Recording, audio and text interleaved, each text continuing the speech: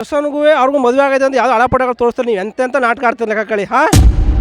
Darshan sir 15 kg ಇಳಿದೋಗಾರ 20 kg ಇಳಿದೋಗಾರ ಅಂದ್ರೆ ಇವ್ರಿಗೆ ಒಳಗಡೆ ಹೋಗೋಕ್ಕೆ ಬೇರೆಯವ್ರನ್ನ ಒಳಗಡೆ ಬಿಡ್ತಾ ಇಲ್ಲ. ಇವ್ರು ಹೆಂಗೆ ಬಿಟ್ರು ನೋಡೋಕ್ಕೆ? ಸರ್ಕಾರಿ ಆಸ್ಪತ್ರೆಗಳಲ್ಲಿ ಪಾಪ ಪರ್ಮನೆಂಟ್ ಆಗಿಲ್ಲ ಜನಗಳಿಗೆ, ಅವ್ರಿಗೆ ಪರ್ಮನೆಂಟ್ ಕೊಡ್ಸಿ ಅಂತೇಳಿ. ದರ್ಶನ್ದು ಬೆಳಗ್ಗೆ ದಿಮ್ ಕೊಟ್ಟಿಲ್ವ ಅಂತ ಅವ್ನಿಗೆ ಆಸೆ. ಇವರು ನೋಡಿದ್ರೆ ಒಳಗಡೆ ಹೋಗಿ ಲೀಲಾ ಯಾವ ಲೀಲಾ ಅವಳು ಯಾವ ಲೀಲಾ ಅಂದ್ರೆ ಅವಳು ಆತಾಯ್ತು. ದರ್ಶನು ಬರಲಿ ರೀಚ್ ಆಗೋ ದರ್ಶನು ತೋರಿಸ್ತಾರೆ ಅವರು ಹೆಂಗೆ ಅಂತ ಜನಗಳು. ವಿಡಿಯೋದವ್ರಿಗೆ ಮಾಡೋಕ್ಕೆ ಕೆಲಸ ಇಲ್ವಾ ಏನ್ರಿ ಮೀಡಿಯಾ? ಸುಮಲತಕ್ಕ ಅವರೇ, ನಿಮ್ಮ ಎಲೆಕ್ಷನ್ ಟೈಮಲ್ಲಿ ದರ್ಶನ್ ಬೇಕಿದ್ದು ಎಷ್ಟು ಅವ್ರು ಬೇಕಿತ್ತು ನಿಮಗೆ. ಪಾಪ ರೇಣುಕಾ ಸ್ವಾಮಿ ಅವ್ರಿಗೆ ಒಂದು ಸ್ವಲ್ಪ ಒಂದು ಮಗು ಆಗಿರೋ ಕಾರಣದಿಂದ ಒಂದು ನಿಮ್ಮ ಕೈಲಿ ಆದಷ್ಟು ಸಹಾಯ ಮಾಡಿ ಅಣ್ಣ. ಆ ಮಗುಗೆ ಮುಂದಕ್ಕೆ ಭವಿಷ್ಯಕ್ಕೆ ಓದೋಕ್ಕೆ ಒಂದು ಸಹಾಯ ಮಾಡಿಕೊಡಿ ಅಣ್ಣ, ಅಷ್ಟೇ ಅಣ್ಣ. ಸರ್ ಈಗ ನೋಡಿ ಸರ್, ದರ್ಶನು ಅಂತ ಎಲ್ಲ ಕಡೆನೂ ಪಬ್ಲಿಕ್ ಮಾಡ್ತಾರಲ್ಲ, ಒಂಚೂರು ಏನಾರು ಆಯಿತು ಅಂದರೆ ಇವಾಗ 10 ಜನದಲ್ಲಿ ಒಬ್ಬ ತಪ್ಪು ಮಾಡಿದ್ರೂ 10 ಜನ ತಪ್ಪು ಅಂತ ಹೇಳ್ತಾರೆ. ಅದು ಒಪ್ಕೋತೀವಿ ಸರ್, ಅಲ್ಲಿ ಕಾನೂನು ಪ್ರಕಾರ ಏನು ಮಾಡ್ಬೇಕು ಅದು ಮಾಡ್ತಾರೆ. ಇಲ್ಲ ಅಂತ ಹೇಳಲ್ಲ, ತಪ್ಪಾಗಿದೆ. ಈಗ ತಪ್ಪಾಗಿರೋದು ಏನು ಮಾಡ್ಬೇಕು ನಾವು? 10 ಜನದಲ್ಲಿ ಯಾರು ಹೊಡೆದಿರೋದೋ ಬಿಟ್ಟಿರೋದ್ರೆ ನಮ್ಗೆ ಗೊತ್ತಿಲ್ಲ ಸರ್, ನಾವು ನಾವು ಕಂಡಿಲ್ಲ. ಈಗ ವೀಡಿಯೋದವ್ರು ಏನು ಮಾಡ್ತಾರೆ, ಮೀಡಿಯಾದವರು 1ಕ್ಕೆ 10 ಸೇರಿಸಿ ಹೇಳ್ತಾರೆ. ನಿಜ ತಾನೇ? ನಿಜ, ನಮಗೂ ಗೊತ್ತು. ಈ ಹೆಂಗೆ ಸುಳ್ಕತೆ ಕಟ್ತಾರೆ ವೀಡಿಯೋದವ್ರುಗಳೆಲ್ಲ ಎಲ್ಲ ನೋಡಿ ಸಾಗದೆ ನಮಗೂ. ಇಲ್ಲೇ ತೋರಿಸ್ತೀರಿ ದರ್ಶನ್ಗೂ ಅವ್ರಿಗೂ ಮದುವೆ ಆಗೈತೆ ಅಂತ ಯಾವ್ದು ಹಳಪಟಗಳು ತೋರಿಸ್ತಾರೆ. ನೀವು ಎಂತೆಂಥ ನಾಟಕ ಆಡ್ತಾರೆ ಲೆಕ್ಕ ಕಳಿ. ರೇ ಬರೀ ಇದೇ ಆಗೋಯ್ತಲ್ರಿ ನಿಮ್ಮದು. ದರ್ಶನ್ ಸರ್ 15 kg ಇಳಿದೋಗಾರ 20 kg ಇಳಿದೋಗಾರ ಅಂದ್ರೆ ಇವ್ರಿಗೆ ಒಳಗಡೆ ಹೋಗೋಕ್ಕೆ ಬೇರೆಯವ್ರನ್ನ ಒಳಗಡೆ ಬಿಡ್ತಾ ಇಲ್ಲ. ಇವ್ರು ಹೆಂಗೆ ಬಿಟ್ರು ನೋಡೋಕ್ಕೆ? ವಿಜಯಲಕ್ಷ್ಮಿ ಹಾಕೋರು ಬಿಡ್ತಾರೆ, ಮತ್ತು ಏನಾರು ಫ್ಯಾಮಿಲಿಯವ್ರು ಬಿಡ್ತಾರೆ. ಇವ್ರೆಲ್ಲ ಹೆಂಗೆ ಬಿಟ್ರು? 15 kg ಇಳಿದಾಗ ದಿಮ್ ಕೇಳೋರಂತೆ, ಚಾಪೆ ಕೇಳೋರ ಅಂತ ಇವೆಲ್ಲ ಸುಳ್ಳು ಕಥೆಗಳು ಬಿಟ್ಬಿಡಿ. ಈಗೇನು ಸರ್ ಈ ಪಾಪ ಈಗ ರೇಣುಕಾ ಸ್ವಾಮಿ ಅವ್ರಿಗೂ ಸ್ವಲ್ಪ ಪರಿಹಾರ ಮಾಡಿಕೊಡ್ಲಿ.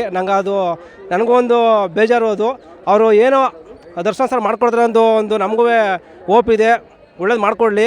ಏನೋ ಆಗೋಗಿದೆ ಆಕಸ್ಮಿಕ ಹೋಗಿ ಸಾರಿ ಕೇಳಿ ಅವರು ಕೇಳ್ತಾರೆ ಅಂತ ನಮ್ಗೆ ಗೊತ್ತು.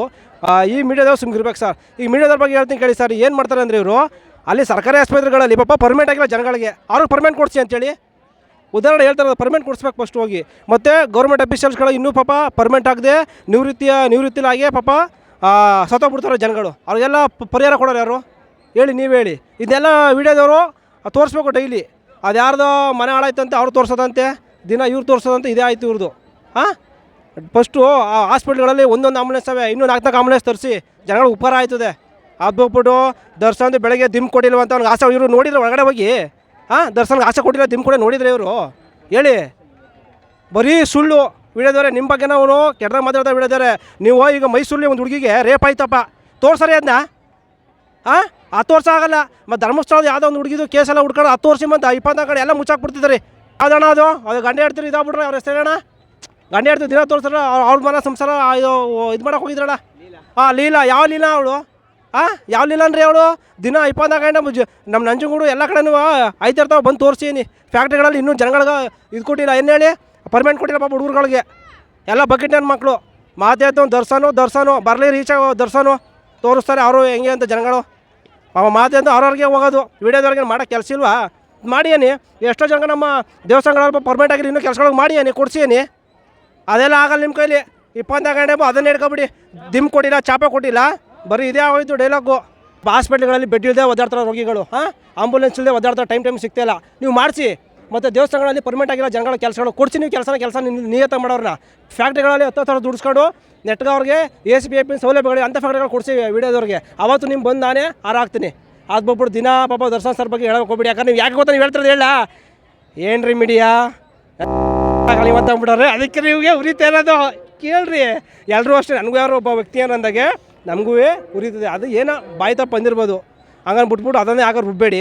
ಇಷ್ಟು ಹೇಳಕ್ಕೆ ಬಯಸ್ತೀರಿ ವೀಡಿಯೋದವ್ರಿಗೂ ಬೇಜಾರು ನನ್ನ ಮಾತಲ್ಲ ಬೇಜಾಗಿರೋ ಬೇಜಾರು ಮಾಡ್ಕೋಬೇಡಿ. ಸುಮಲತಕ್ಕ ಅವರೇ, ನಿಮ್ಮ ಎಲೆಕ್ಷನ್ ಟೈಮಲ್ಲಿ ದರ್ಶನ್ ಬೇಕಿದ್ದು ಎಷ್ಟು ಅವ್ರು ಬೇಕಿತ್ತು ನಿಮಗೆ. ಜೋಡೆ ಎತ್ತು ಅಂತ ಪಾಪ ಅವ್ರಿಗೆಲ್ಲ ಬಿರುದು ಕೊಟ್ಟರು. ಕುಮಾರಣ್ಣನ ಎದುರಾಕೊಂಡ್ರು ಪಾಪ ಅವರು, ನಿಮ್ಮಿಂದ ಎದುರಾಕೊಂಡ್ರು. ಈಗ ಹೆಂಗೈದವ್ರ ಕತೆ.